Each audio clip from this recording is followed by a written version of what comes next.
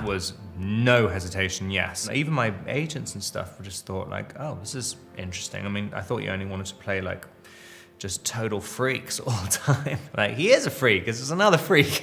You look for things that kind of scare you, you look for things that feel incredibly out of reach. It's such the kind of the jewel in the crown of characters. It's just a totally different vibe. I mean, it's sad. It's something which I always thought about Batman. I thought it's really, really sad. It's a tragedy. That's one of the reasons it feels kind of different, because it's like it's year 2, we're not gonna do the origin story again. Instead of him getting over his parents dying at the beginning and then just becoming Batman and saving Gotham, now he really hasn't gotten over them at all. And it's kind of, and I'm playing the parents' death constantly throughout the whole time. I always like approaching the kind of major character like that, and if you look at it very literally or like from an emotional context, it does end up becoming kind of something kind of strange, and it's always kind of shocks you what comes out of it. I mean, I didn't really realize how sad it would make me feel. There's something about his relationship with Selena Kyle as well, and it's very present in the graphic novels. I mean, I think a lot of those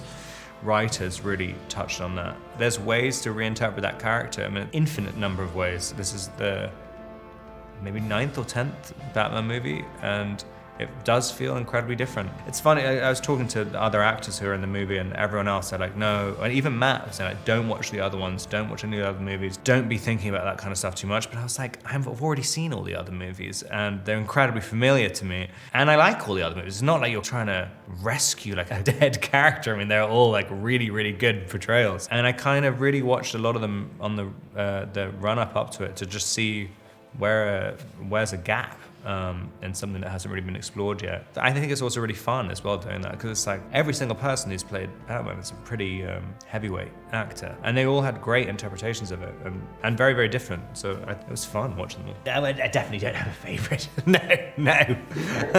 I mean, I think Christian Bale did like just such a, I mean, it's so kind of iconic, like it's the voice that he was doing in it.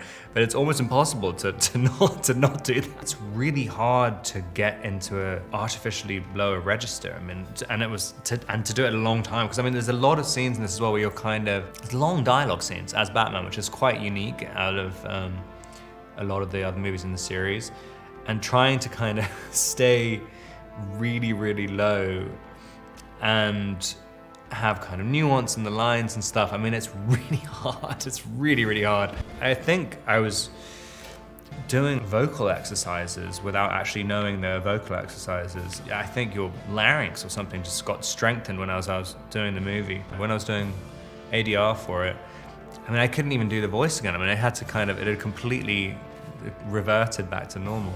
There's a kind of understanding, which I think every actor who goes into it, there's some way of playing Batman that just feels right as Batman. And like, if you try and do something too different, it sometimes feels really off. But it's funny, it's like as soon as you put on the suit, it sort of does something to you. You start behaving in this quite particular way. And it might be about the kind of restriction in the movement and stuff, where there's definitely elements of just the kind of practical